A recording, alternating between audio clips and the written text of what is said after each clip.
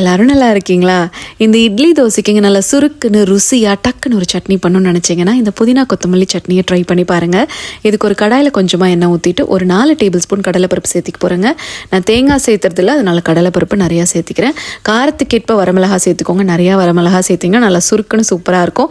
10 பல்லு பூண்டு, கொஞ்சமாக கருவேப்பிலை சேர்த்து அதை நல்லா வறுத்துக்கலாங்க. இப்போ 2 கைப்பிடி அளவு புதினா எடுத்து நல்லா அலசி எடுத்துக்கலாங்க. நம்ம வறுத்துட்டு இருந்தோம் இல்லைங்க, அந்த பூண்டு பார்த்திங்கன்னா இந்த மாதிரி கலர் சேஞ்ச் ஆகிருக்கணும். இது கூட அந்த புதினாவும் ஒரு கைப்பிடி அளவு கொத்தமல்லியும் சேர்த்துட்டுங்க. அடுப்பு வந்து மீடியம் ஃப்ளேமில் வச்சுக்கோங்க. இல்லாட்டி இந்த புதினா லைட்டாக கருகின மாதிரி ஆகிடும். அந்த மாதிரி ஆகக்கூடாது. இந்த மாதிரி சுருங்கினா போதுங்க. அது கூட கொஞ்சமாக புளி, உப்பு சேர்த்து இது ஆறட்டுங்க. அதுக்குள்ளே வந்து கிளாஸை முடிச்சுட்டு வந்துடலான்ட்டு இன்றைக்கி கிரானி ஸ்கொயர்ஸ் தான் சொல்லி கொடுத்துட்டு இருந்தேன். சூப்பராக போச்சு கிளாஸு. ஆனால் செம பசி எடுத்துருச்சுங்க. அந்த புதினா கொத்தமல்லி மனம் அப்படியே வீடு ஃபுல்லாக இருந்தது. அந்த கிளாஸை முடிச்சுட்டு வந்த முதல் வேலையை அந்த பக்கமாக தோசை ஊற்றியாச்சு, இந்த பக்கமாக சட்னியுமே அரைச்சி எடுத்தாச்சுங்க. இதில் ஒன்று நோட் பண்ணணும், நைஸாக அரைச்சிடாதீங்க சட்னியை. இந்த மாதிரி கொரகொரப்பாக அரைச்சிங்கன்னா சாப்பிட்றப்பங்க அந்த கடலைப்பருப்பு வாயில் தட்டுப்படும். அதுதான் ரொம்ப நல்லா இருக்குங்க. இப்போ தோசையும் ரெடி, சட்னியும் ரெடி. வாங்க சாப்பிட்லாம். அப்புறங்க நம்ம சோல்ஃபுல் லூப்ஸ் ப்ராடக்ட்ஸோட கஸ்டமர் ரிவ்யூஸ் உங்களுக்காக.